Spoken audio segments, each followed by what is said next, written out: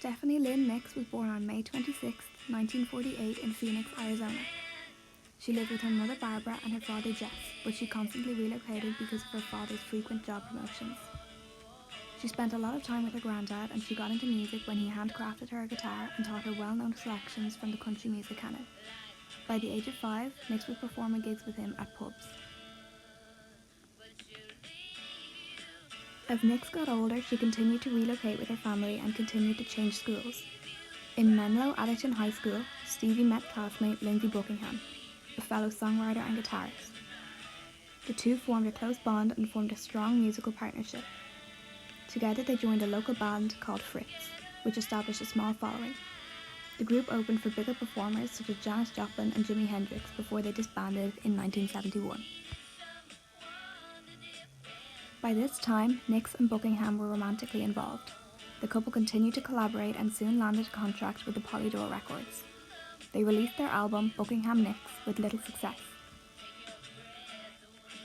In 1974, Mick Fleetwood, John McVie and Christine McVie sought out a new recording facility, which happened to be where Nicks and Buckingham recorded their album. Through this facility, the three heard some of Buckingham and Nicks' music. In 1975, Stevie Nicks and Lindsey Buckingham joined Fleetwood Mac.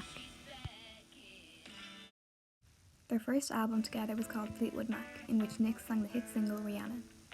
The band released Rumours in 1976, while Nicks and Buckingham were in the middle of a split.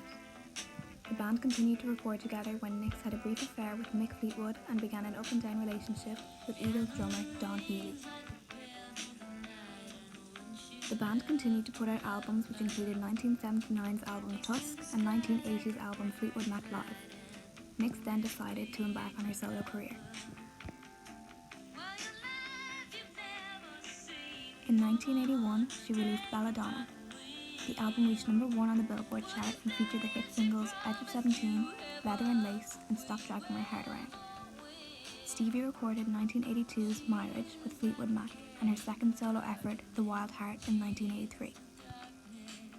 Both of her solo albums were accredited platinum status. Around this time, Nick's best friend from high school, Robin, succumbed to leukemia. In an effort to provide a mother for Robin's young son Matthew, she married Robin's widower, Kim Anderson. The relationship lasted less than a year. Nicks released her album, Rock a Little, in 1985, and although it went platinum, it didn't match the success of her previous efforts. The singer took a break from her solo career for a period of 4 years and returned with the album The Other Side of the Mirror in 1989. It featured the hit single Rooms on Fire. She released Street Angel in 1994. The members of Fleetwood Mac reunited in 1997 for a tour called The Dance that coincided with the 20th anniversary of the band's highly successful album Rumours.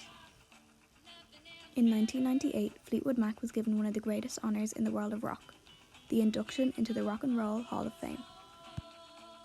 In 2001, Nicks released her album Trouble in Shangri-La after going without a solo album release in 7 years. The album did really well and received a gold certification in the US. She put out Say You Will with Fleetwood Mac in 2003. Since then, Nicks has performed as a solo act and as a member of Fleetwood Mac. Nicks' next album, In Your Dreams, was released in 2011. It coincided with the 30th anniversary of the release of her debut solo album, Belladonna. In 2014, Stevie released the album 24 Karat Gold, Songs from the Vault.